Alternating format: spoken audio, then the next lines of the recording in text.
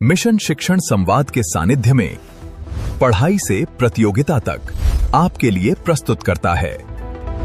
Hello प्यारे बच्चों, कैसे हैं आप लोग। मैं हूं आपकी पूर्णिमा मैम।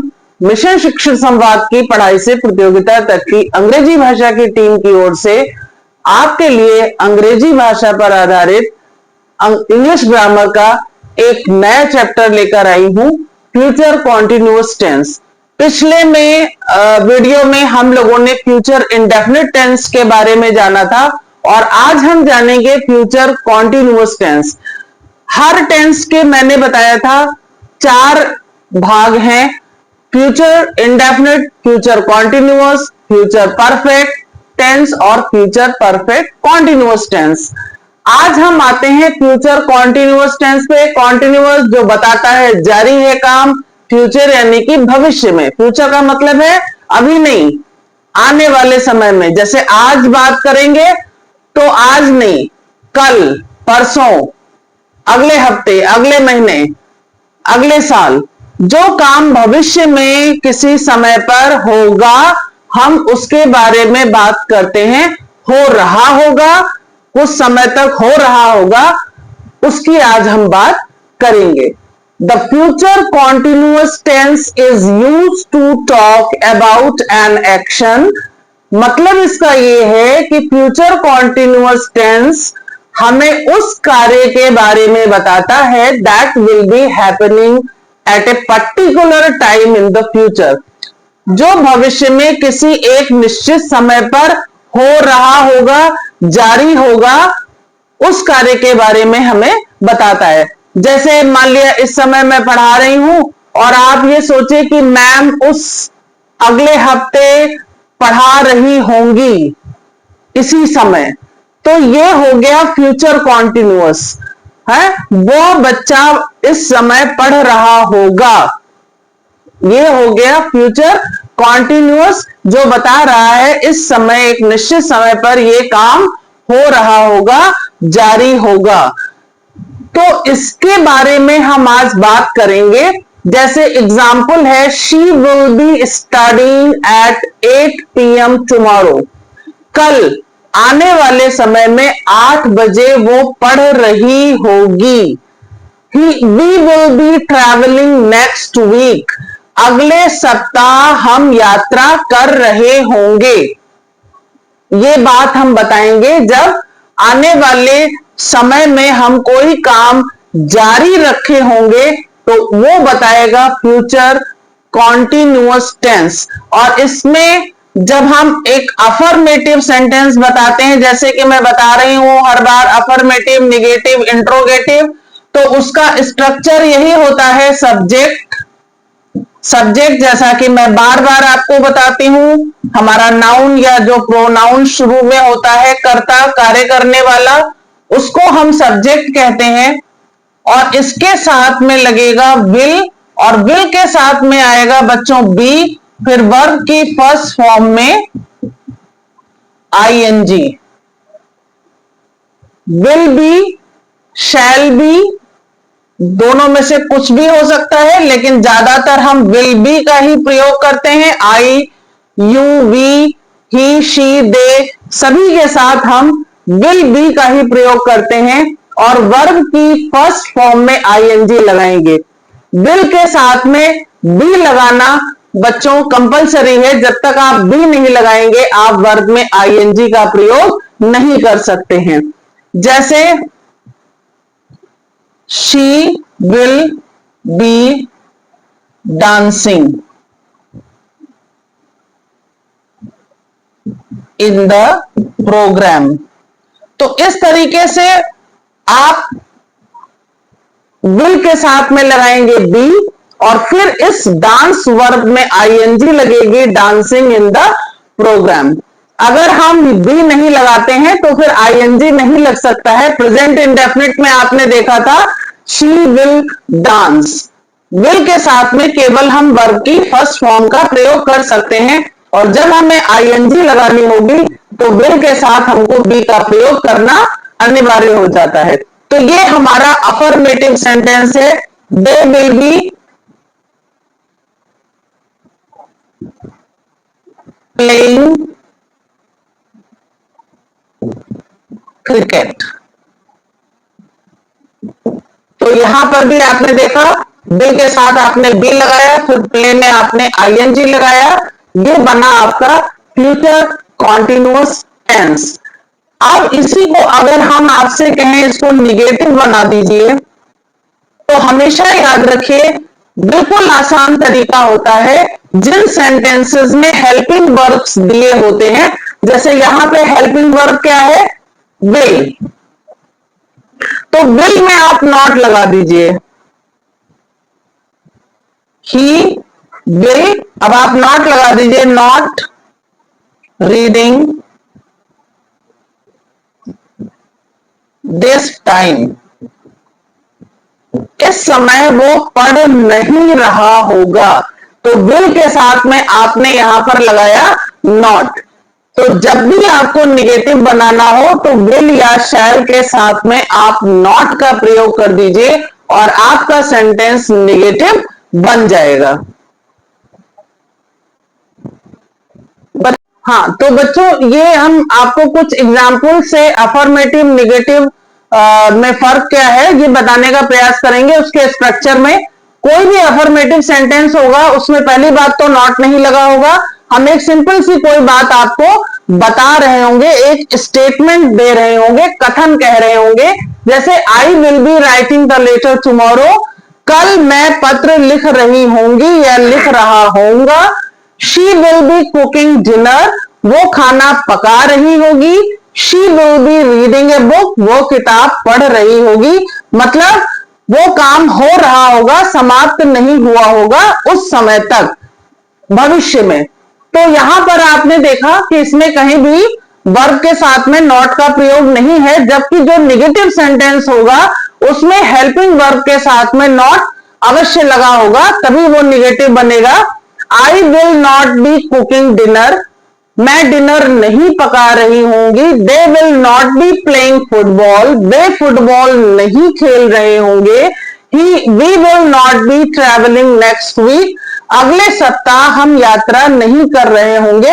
यानी कि फ्यूचर में जो काम हो रहा होगा वो हम नहीं कर रहे होंगे। और ये है निगेटिव सेंटेंस।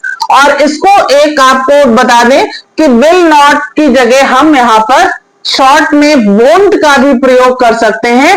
तो वोंट करेंगे तो भी यहां पर बी अवश्य आएगा। हमेशा बच्चों याद रखना, आईएनजी जब भी लगा होगा तो हमें बी लगाना कंपलसरी है। बिना बी लगाए आप वाक्य का निर्माण नहीं कर सकते हैं। तो आई वोंट बी, जैसे हम कहते हैं he won't be doing his work, है ना, she won't be singing this time.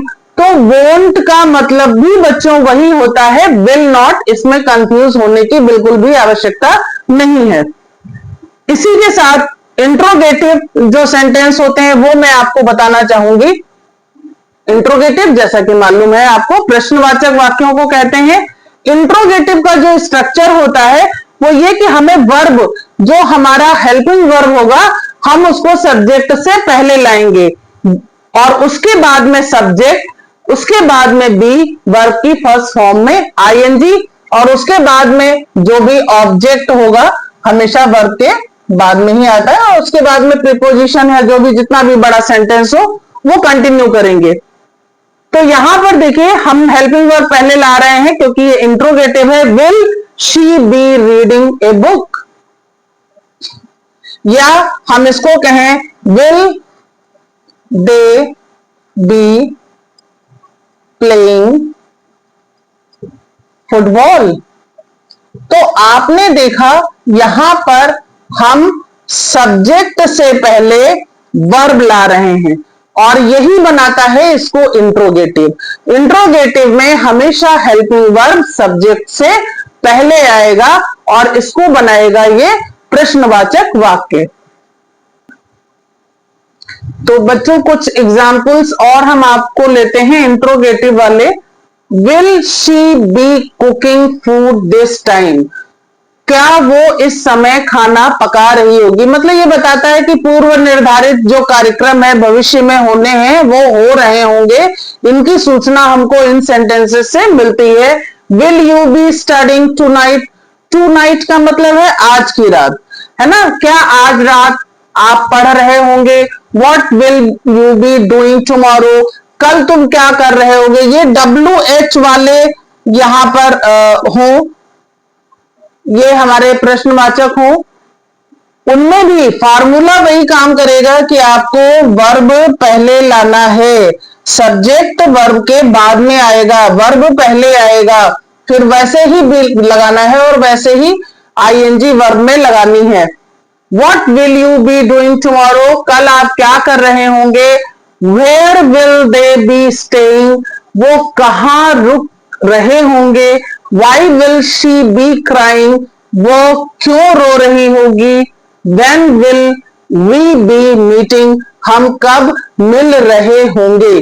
यानी कि ये WH वाले जो हमारे प्रश्नवाचक होते हैं, इंट्रोगेटिव वर्ड्स जिनको हम कहते हैं, इनको आप लगाएंगे तो भी वही इंट्रोगेटिव में जो बताया था, हमारा वर्ब पहले आएगा और सब्जेक्ट उसके बाद में इंट्रोगेटिव वर्ड आप पहले लगाएंगे, है ना। इंट्रोगेटिव वर्ड पहले लगाएंगे और वर्ब हमारा तुरंत उसके बाद में आएगा, उसके बाद में सब्जेक्ट और फिर बी लगाकर हम वर्ब में आईएनजी लगाएंगे। और जैसा कि हम देख रहे हैं, ये हमारे जो पहले से निश्चित कार्यक्रम जब भविष्य में होने होते हैं, उनके बारे में जब हम बात करते हैं तो हम अपने फ्यूचर कॉन्टिन्यूअस टेंस का प्रयोग करते हैं। जैसे कल हम सोच रहे थे कि प्रधानमंत्री जी लाल किले पर झंडा फहरा रहे होंगे, राष्ट्रपति भाषण दे रहे होंगे या प्रधानमंत्री भाषण दे रहे होंगे इस समय।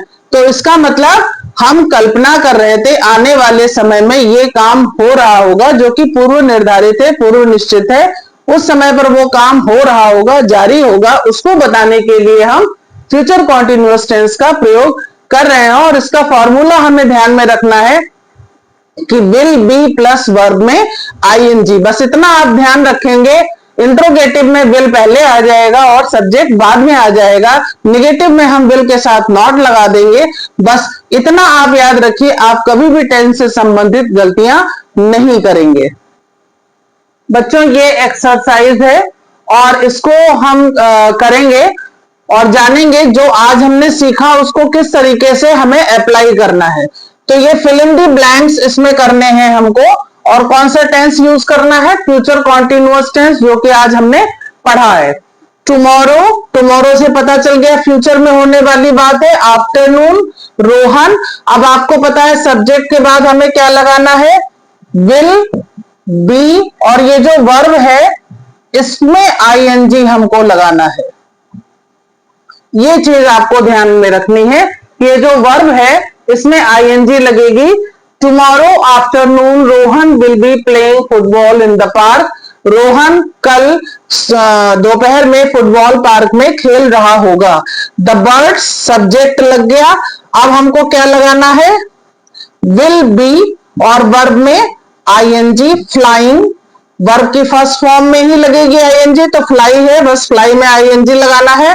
साउथ फॉर विंटर, जाड़ों में चिड़िया साउथ की तरफ उड़ जाती हैं, ठंड वहां कम होती है। एट 8 PM टुनाइट वी, आज रात 8 बजे हम क्या कर रहे होंगे, वी विल, विल के साथ में बी, और ईट में क्या करना है, केवल आईएनजी लगानी है, ईटिंग अवर डिनर, 8 बजे हम आज रात में भोजन कर रहे होंगे।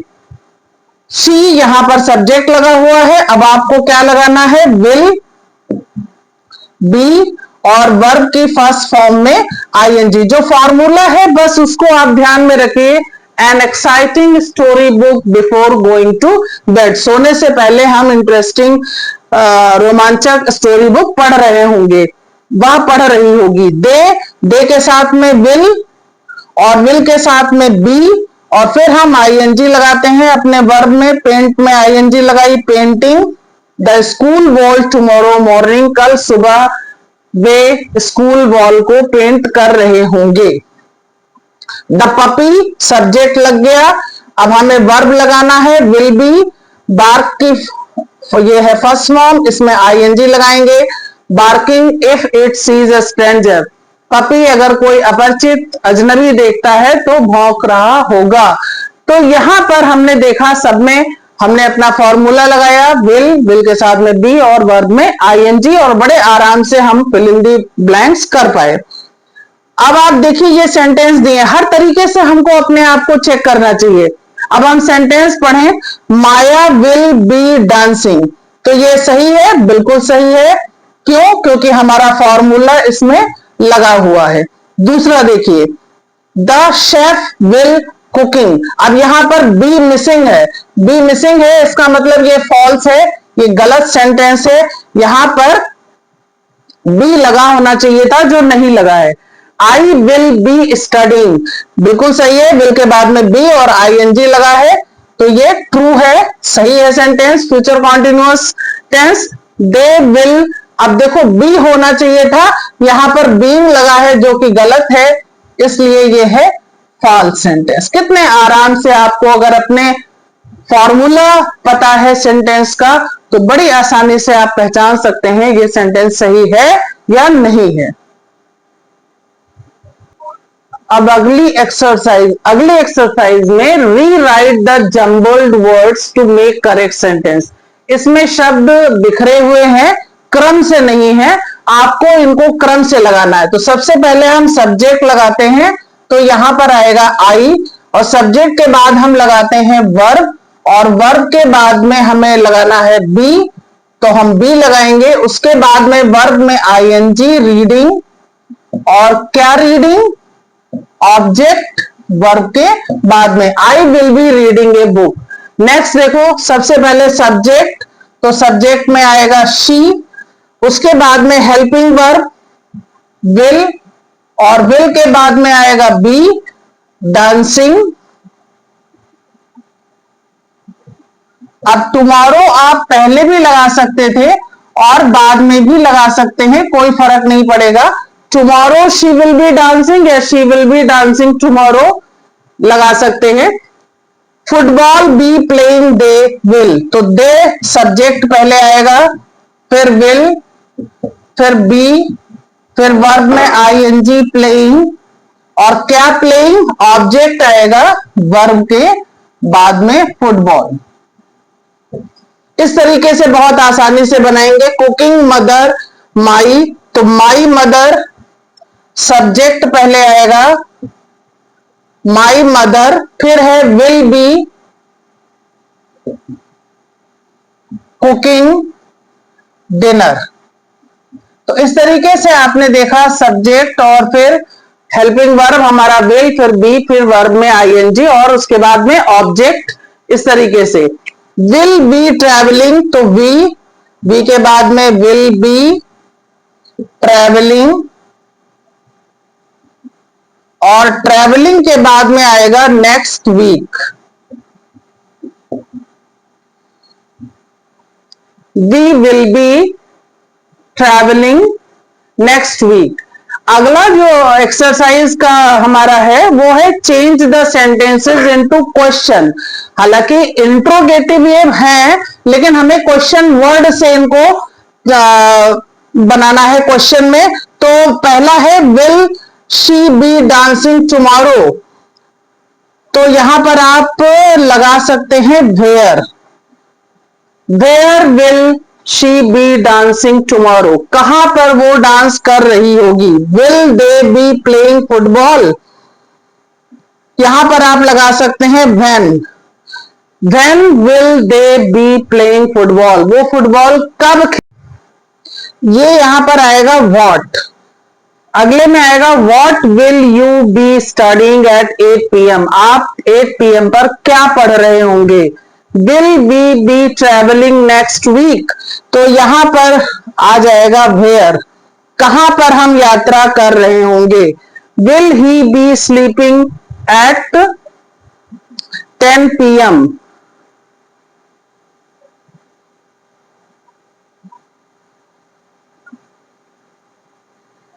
वाई लगा दो, वाई विल। तो बच्चों इस तरीके से आज हमने पढ़ा प्रेजेंट, फ्यूचर, कॉन्टिन्यूअस टेंस। हमने आज फ्यूचर कॉन्टिन्यूअस टेंस के बारे में आपको डिटेल में बताया, उससे संबंधित एक्सरसाइज करवाई। उम्मीद है आपको ये आज का हमारा वीडियो पसंद आया होगा, और भविष्य में भी हम इसी तरह आपके जो भी डाउट्स हैं अंग्रेजी ग्रामर से संबंधित उनको लेकर वीडियोस आपके समक्ष लाते रहेंगे। और आप इसी तरीके से हमारे वीडियोस देखते रहिए, इनको लाइक्स करते रहिए, इन पे कमेंट्स करते रहिए और अपने दोस्तों को शेयर करते रहिए और खूब पढ़िए, मस्त रहिए और मजे कीजिए।